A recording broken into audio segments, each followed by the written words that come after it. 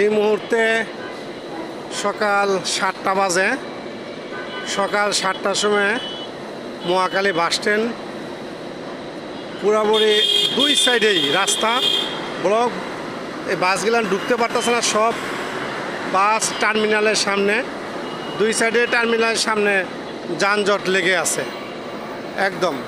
যারা টঙ্গীর থেকে আসবে বলাকা বাস এই রাস্তা আপাতত বন্ধ করে দিছে, তারা বিকল্প জাহাঙ্গীর রাস্তা দিয়া ঢুকতে হবে।